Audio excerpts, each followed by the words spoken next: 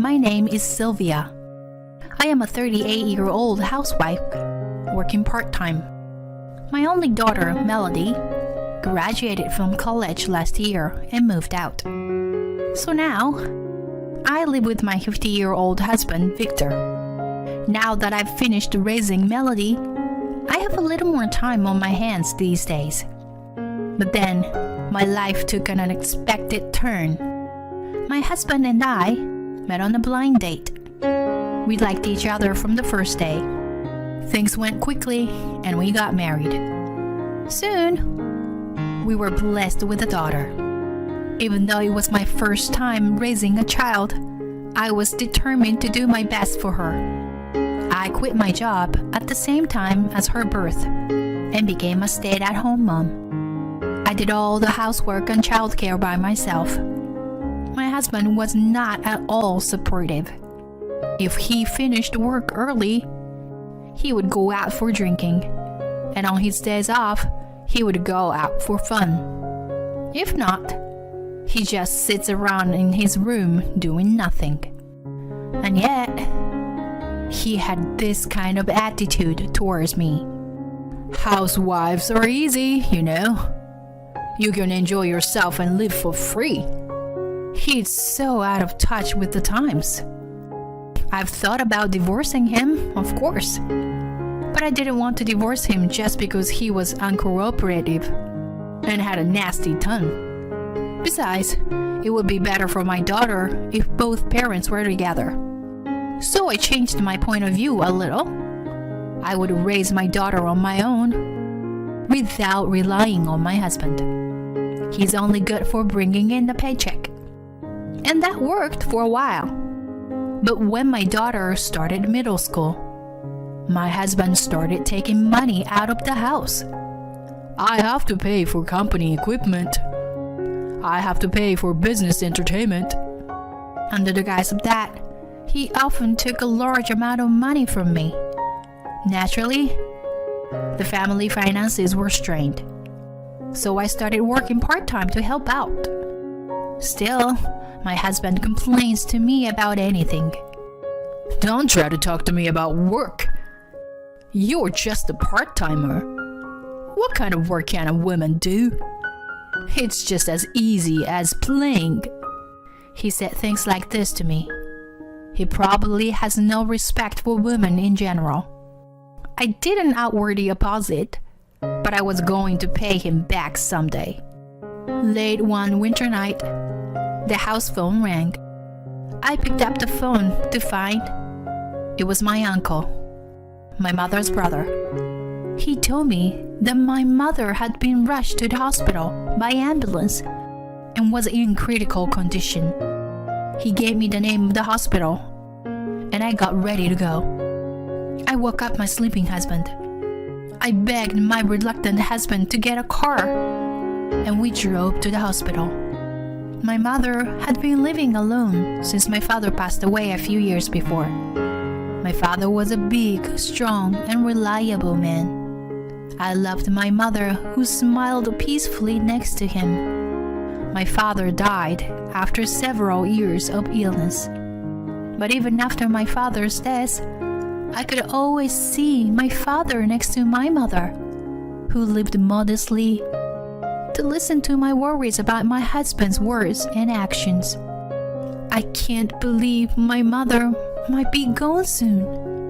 I was sitting in the passenger seat, praying for her to hang on.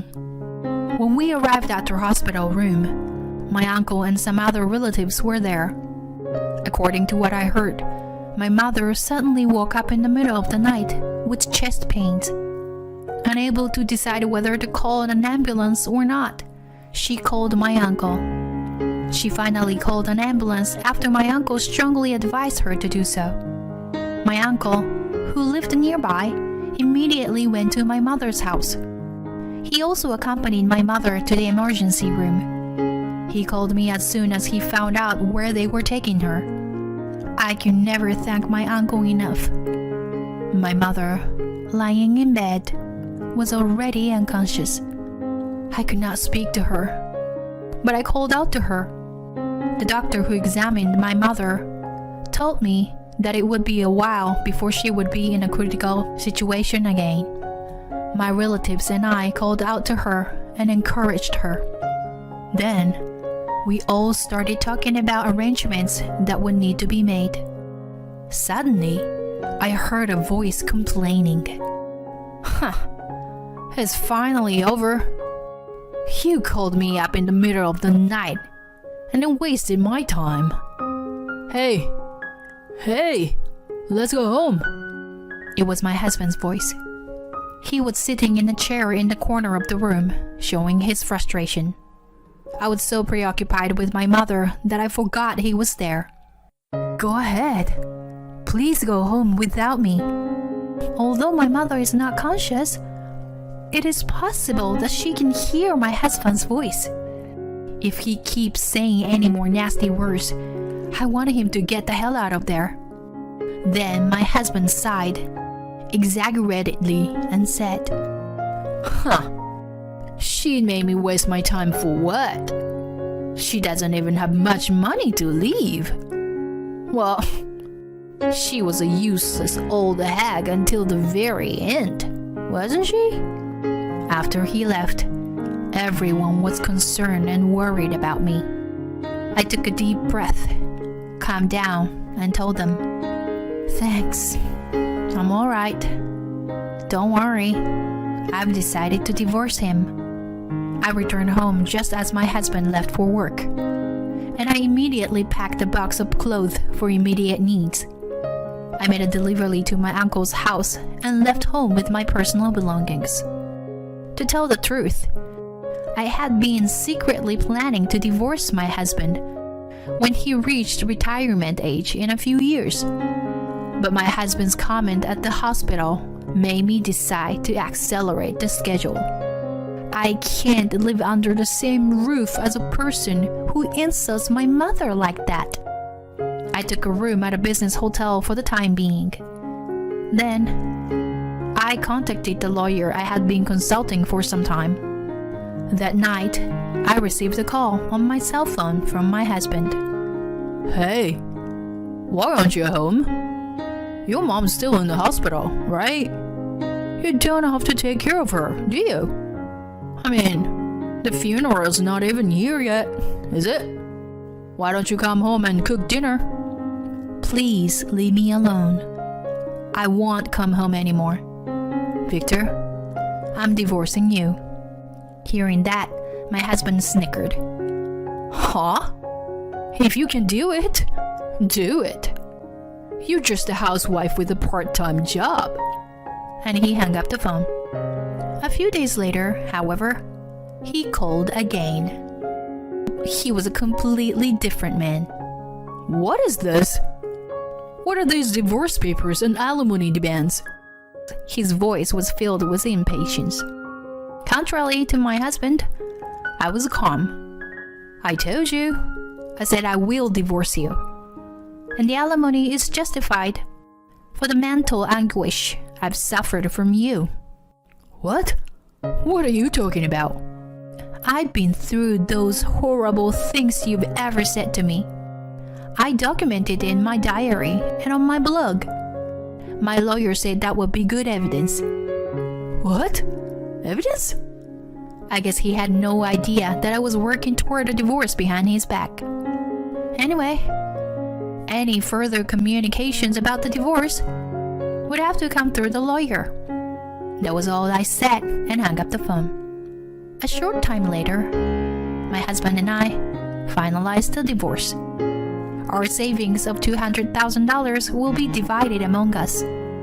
But his share was equal to the amount of alimony for the harassment. So we agreed that I would get all the savings. Of course, my husband did not accept these terms from the beginning. There is no such thing as a wife's share. I earned it. If you take over your useless mother's house, it's mine too. The lawyer calmly explained the situation each time to my husband. If we have to go to mediation or court, it will cost a lot of money. Is that what you want? By hinting about the money, My lawyer silenced my husband. When everything was finally settled, he said, "You took all my money, you bitch. Are you alright?" The lawyer looked at me with a bitter face and said he was concerned about me. But it didn't hurt me at all. My husband's words sounded like the howl of the loser. Less than 2 months after the divorce was finalized, my mother took her last breath. I served as a chief mourner with the help of my relatives. A short time later, I received a call from my uncle and his wife. They wanted to see me as soon as possible. I was a little nervous and went to the restaurant when we were meeting. Once we seated, my uncle got right down to business. "Actually, I got a call from Victor wanting to borrow money. I knew about your divorce and how it happened. So if I had picked up the phone, I would have immediately yelled at him and hung up. But instead of me, my wife picked up the phone. Yes, I was the one who talked to Victor. I knew what was going on with you and Victor. Also, I had heard about his outburst in the hospital room, you know? So I had no intention of lending him money to begin with. But I was curious about what he had to say. I pretended to be sympathetic and asked him why he didn't have the money, pretending to be fooled. Great job, Auntie. But seriously, why? Why does he need money? I wondered. Sure, I got the couple's savings after the divorce, but my ex-husband has a job, so he should be getting paid all right. And you know, he gambled away his paycheck. Whenever he ran short of money, he would borrow money from consumer credit companies. Eventually, he ran out of money, and the credit companies garnished his salary. And when his boss found out that he was in debt, Victor took early retirement. Whoa, what a mess. But didn't he receive severance pay even though he retired early?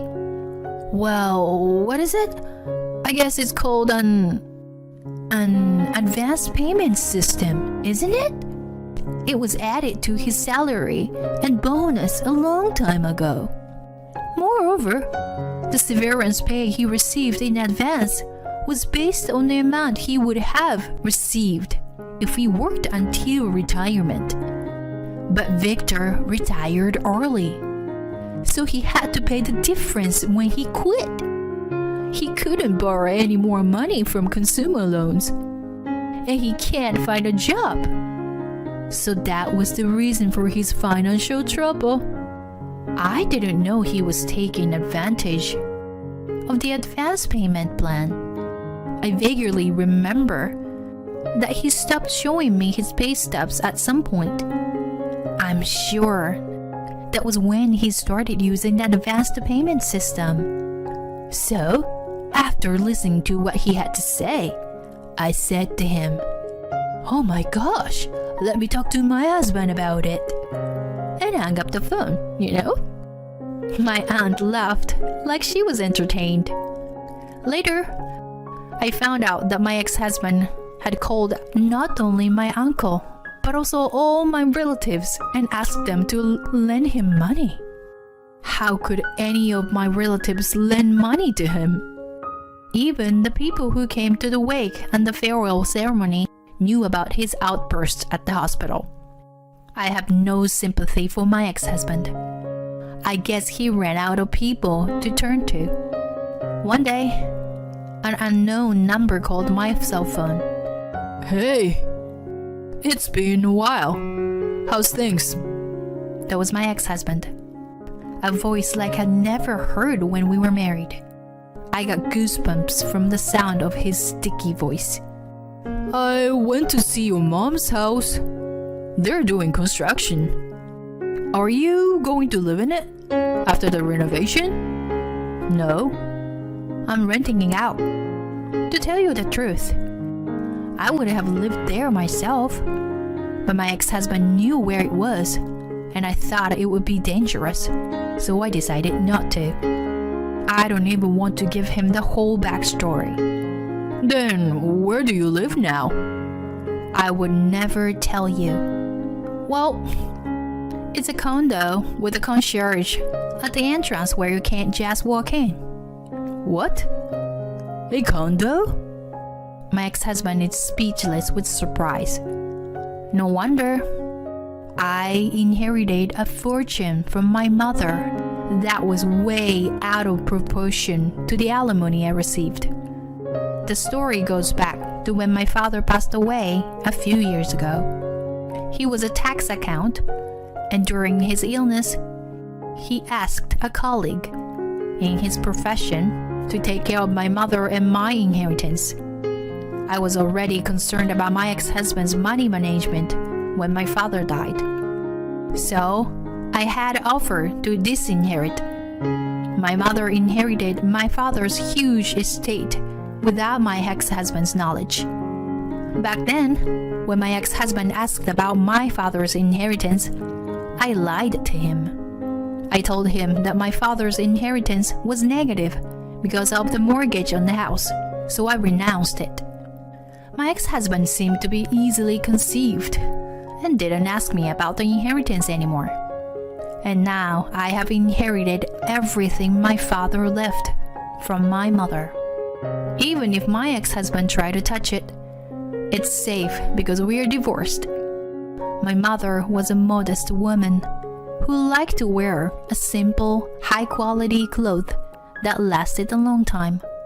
That's why I think my ex-husband assumed that my mother was poor. He had no idea of my intentions or where the money came from. I am not going to tell him. If you can afford a condo, why don't you lend me some money? Right, Sylvia? Please. We even had a child together. The only thing I'm grateful for is that I met Melody. But that's all. You left me to raise her alone. You've always looked down on me. And the time we spent together as a couple was just unbearable. Do you really think I'd help you? Well, let's let bygones be bygones and get back together again. Absolutely not. Besides, you are a full-time employee, right? You get paid well, right? Unlike a part-timer like me. And if you work for a few more years, you'll get a retirement bonus, right? What? What? Anything wrong? You are getting a retirement bonus, right? You'd better use it wisely. Well then, goodbye. I finished what I wanted to say and hung up the phone. I pretended I didn't know about his financial crisis. I felt ashamed of myself that I used to be married to that guy. I set the number he called to block all incoming calls. One day, about 6 months later, my daughter Melody came to stay with me. Mom, I love your new place. I wish I could live in a house like this someday, she said as she looked around my room, which was a little too big for a one-person house. Melody, your place is nice too. You said you like it, didn't you? That's true. But I can't afford this kind of room with my salary. Well, it's only my first year though. She takes a sip of her after-dinner coffee and smiles wryly. Seeing her smile makes me feel peaceful inside. My ex-husband's rarely mentioned between us. Mom? Actually, there is someone I'd like you to meet. Oh, really? You have a boyfriend? What's he like? Well, don't laugh, but he's a tax attorney. What? A tax attorney? Yeah. Can you believe? And there is more. One day, I found a book on his bookshelf, and it was the one Grandpa wrote. I thought it was fate, you know? Whoa, Melody, what a nice coincidence. Grandpa must be very happy. My daughter smiles shyly. I look forward to the day when I see her future husband standing next to her with a gentle smile. I was coming home after work when I received a call on my cell phone. I answered the phone, and it was the police on the other end. I was told my husband had been injured in a fire. I was puzzled. My husband said he had a meeting with someone from work today. A fire? Where? It couldn't have been at home, could it? With that in mind, I rushed home and found the house safe and sound. I was relieved, but there was no time to calm down. I rushed to pick up my sons and left them with my friend. When I entered the hospital room, my husband was sleeping. His burns didn't look too bad for a fire. His doctor told me that it would heal in a few weeks. They said it was the broken bones that were the worst. My husband jumped from the second floor to escape the fire. The impact fractured his spinal cord, and there is a possibility that he will be permanently injured. After the doctor's explanation, I was on my way back to the hospital room. Then the nurse approached me. Oh, about his friend? She had made it to the next room. His friend? She? What do you mean? I was puzzled and asked the nurse who that woman was. She said that the person and my husband were in the same fire and they were brought together. I asked my husband, Sean, where did the fire happen? Sorry. That's work related, so I can't tell you. I'd rather you go home and bring me a change of clothes. Huh? Why? Why? You're my wife. You're supposed to take care of me. I don't give a damn about it. You never take care of me or the kids, even when we're very sick. Don't expect me to take care of you.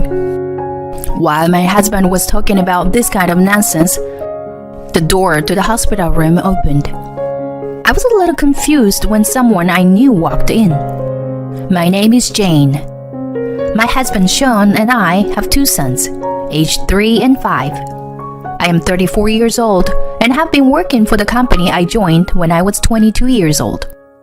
My husband used to work for an IT company, but left about a year ago. He wanted to work in a more modern way. He left the company without consulting me, and we argued. I blamed him more for not consulting me about the income than for the fact that we are a family. He just told me not to worry, and that our income would increase. After he left the company, he started freelancing from home. At first, it seems to be going well, but then he started slacking off. He would stay up late at night playing video games in his workroom. When I would ask him when he was working, he always had no answer. I can't tell you about my job, even if it's a family member, as there are confidentiality issues. He just said that and wouldn't talk to me. In the beginning, his income was enough, but it has been dropping steadily. In the last 6 months, he only brings in about $1,000 a month. My husband is home at all time, but he does neither housework nor takes care of our sons. On the contrary, when kids caught a cold, he stayed out for a few days because he didn't want to catch a cold. When I got sick, I asked my husband to take care of our sons so I can go to the hospital. But he replied, "Why don't you just take the kids to the hospital?" and locked himself in his workroom. No income, no housework, no childcare. My husband doesn't even care about us. More than anything, I don't think he is a good father to the kids. so I thought about getting a divorce. However, my days are so busy that I can't prepare for the divorce yet. I was spending my days in a fog like that. Then, my husband, who was home most of the time, started staying out a lot, saying he had to run some errands. And he started carrying his cell phone with him at all times. I immediately noticed a change in my husband and suspected he was cheating on me. In the past, I would have been shocked if he was cheating on me. But at that time, I was hoping that he was cheating on me and that I would be able to get a divorce favorably. I tried to gather evidence of the affair, but my husband would not let go of his cell phone. I decided that it would be difficult to get evidence from his cell phone, so I gave up. So I thought about hiring a detective to prove it. But we have very little savings because we have been living on my income almost exclusively. I was wondering how to get evidence of the affair every day. I was so stressed out. Then came a turning point for me. I was coming home after work when I received a call from my cell phone. I answered the phone, and the person on the other end was the police, telling me that my husband had been injured in a fire. My husband said he had a meeting with someone from work today, but a fire? Where? It could have been a home, could it? With that in mind, I rushed home and found the house was safe and sound. I was relieved, but there was no time to calm down. I rushed to pick up my sons and left them with my friend. I went to the hospital and entered the room where my husband was sleeping. His burns didn't look too bad for a fire. While I was in the daze, a nurse came in. She said that the doctor would explain everything, and I left the room. The doctor said that my husband had a few burns, but they should heal in a few weeks. The worst part is the broken bones. He jumped down from the second floor to escape the fire. The doctor said that the impact fractured his spinal cord and that there was a possibility that he would be permanently injured. When I was told that, my first thought was, shoot, I should have divorced him sooner. I know I sound like a cold person, but I couldn't even think about taking care of my husband. After the doctor's explanation, I was on my way back to the hospital room. Then, the nurse approached me. Oh, about his friend? She admitted to the next room. His friend? She? Oh, could she be? Can you tell me who it is, please? I asked the nurse. She was in the same fire as your husband. She was brought in with him. Could she be the woman my husband was having an affair with? I rushed back to the hospital room. My husband was already awake. Sean, where did the fire happen? Sorry. That's work related, so I can't tell you. I was convinced by the way my husband was stammering that the fire broke out while he was meeting the woman he was having an affair with. I'd rather you go home and get a change of clothes, would you? Huh? Why? Why? You're my wife. You're supposed to take care of me. I don't give a damn about it. You never take care of me with the kids, even when we're very sick. Don't expect me to take care of you. While my husband was talking about this kind of nonsense, the door to the hospital room opened. The man who came in was Mr. Howard, the husband of my mom friend, Amanda. I was a little confused to see someone I knew come in. It seemed Mr. Howard had seen me entering the hospital room and came to greet me.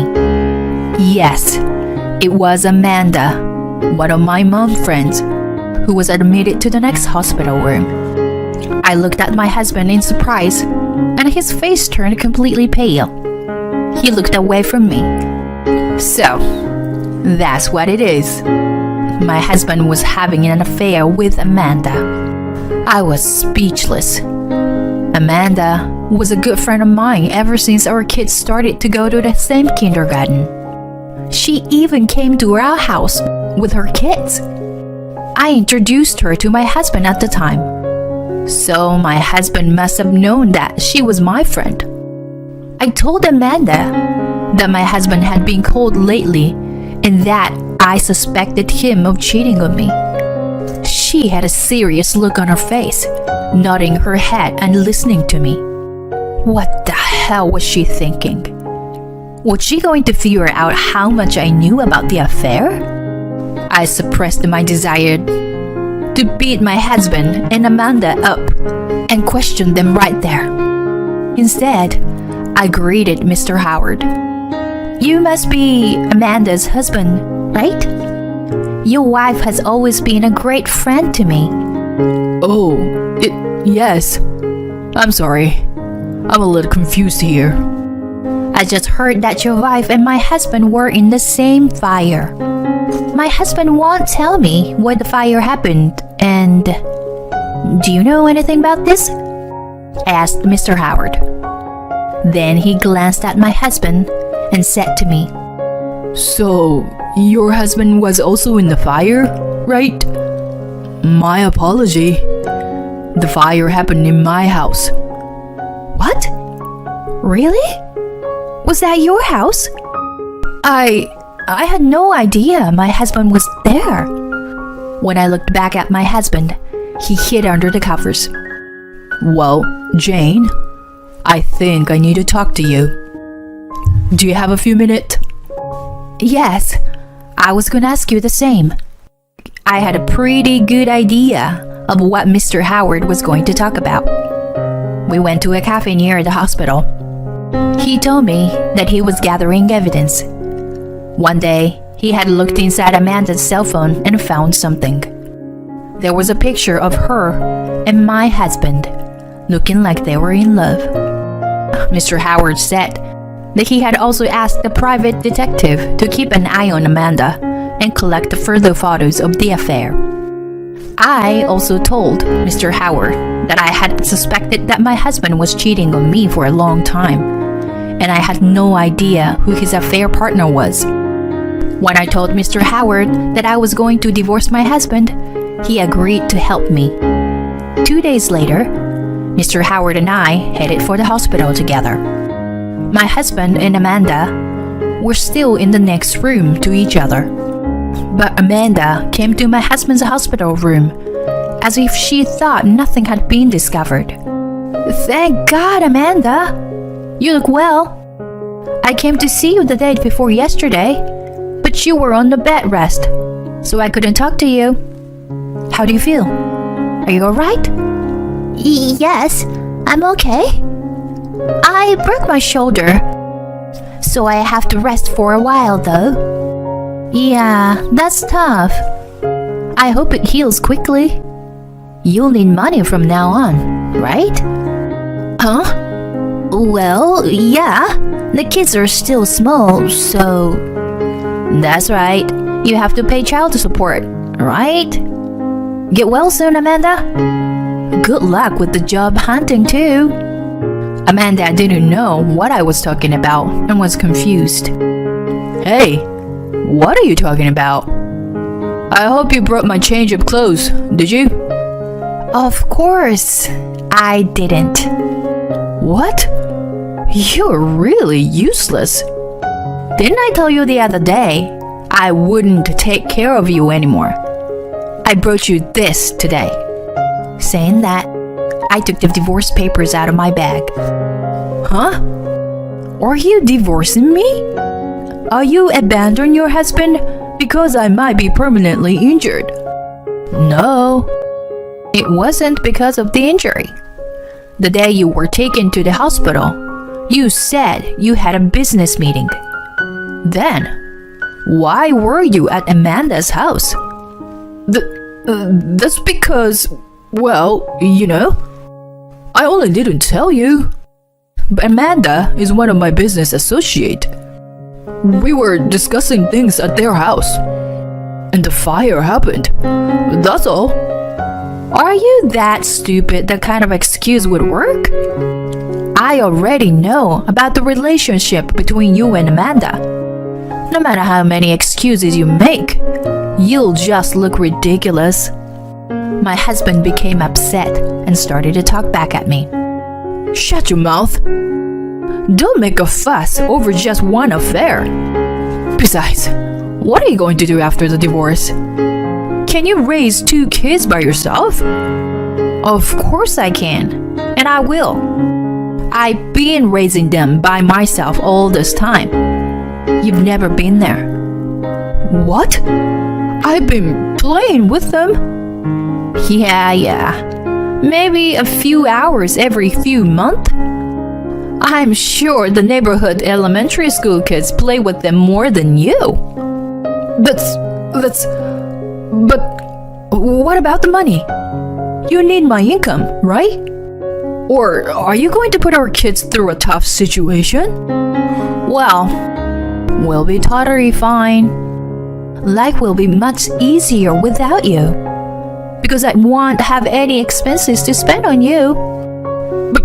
But I have this injury, you know. So if it gets out that you left your husband who needs help, you're gonna ruin your reputation.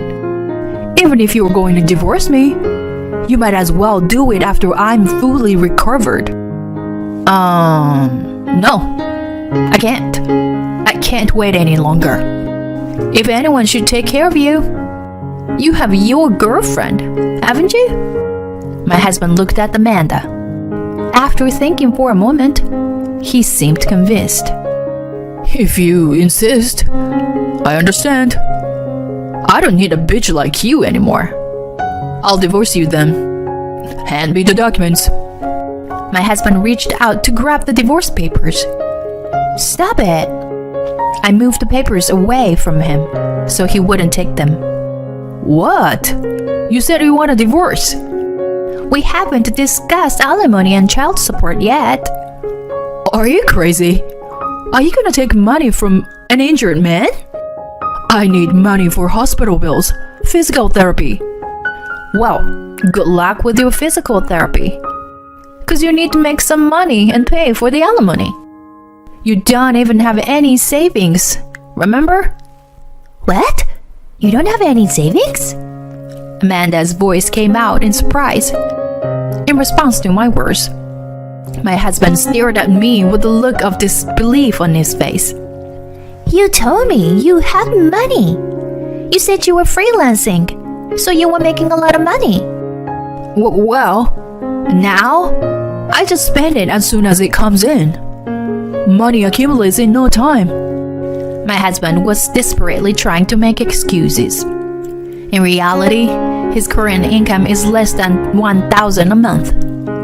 I could have told Amanda right there, but I didn't want to get into their fight, so I kept quiet. Anyway, my husband agreed to divorce me. I've already decided on a lawyer to consult regarding alimony for the affair. I will ask the lawyer to send the content certified letter later. With me saying that, Mr. Howard and I left the hospital room. As soon as I got home, I prepared to move out. I went to thank my friend for taking care of my kids.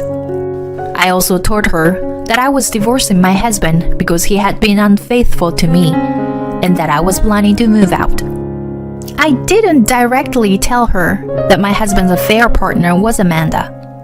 Several people already knew that my husband was in a fire at Amanda's house. Even if I hadn't told them, word would have spread. Later, as planned, I hired a lawyer and we proceeded with the divorce. Alimony and child support was hard to come by. At first, my husband said, "I'm a freelancer, so I can work in bed even when I'm injured. I'm going to work all day because I have time. Maybe I'll make over 100 grand a year. Even if I get rich, I'm not going to take you back." So I had high hopes that my husband would pay me alimony and child support. But it seems my hopes of 100 grand were dashed sooner than I imagined.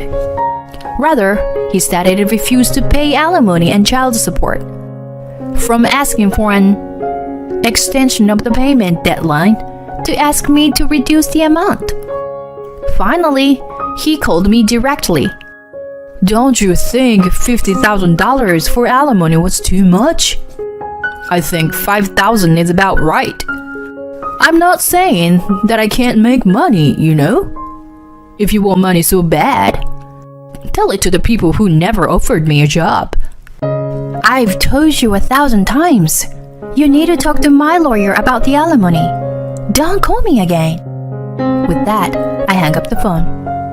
And then the lawyer told me, my husband, that if the discussion goes on too long, we were going to divorce settlement. My husband was freaked out and accepted my terms. Things went smoothly from there. The divorce was finalized with alimony and child support, paid in one lump sum. The Howers also divorced, and Amanda didn't get custody of the children. After my sons and I moved closer to my parents' home, I heard from a mom friend that my ex-husband and Amanda remarried. Seems like they were living in the house where the fire happened. I heard that my ex-husband walks with a cane, and Amanda had shaggy hair and always looks gloomy. They say that the two look like an old couple, even though they were both still in their 30s. My ex-husband got into debt for alimony and child support. Amanda is owed child support for her 3 children. The two of them together must be in quite a bit of debt. But I don't feel sorry for them, because I reduced his bill to my husband quite a bit on the condition of a lump sum payment. I am happy to finally leave my ex-husband. But I am sorry for my 2 sons that they have to leave their father and friends so suddenly. At first, they were confused by the new place. But now, they have made friends with the neighborhood kids and seems to be enjoying themselves. On holidays, my parents come to see them and play with them. For the first time in a long time, I have some alone time. I have more time, money, and energy than I did when I was with my ex-husband. Thanks to that, I can give more love to my boys than I ever did before. Thank you for watching till the end. Please subscribe to our channel if you like. See you in the next video.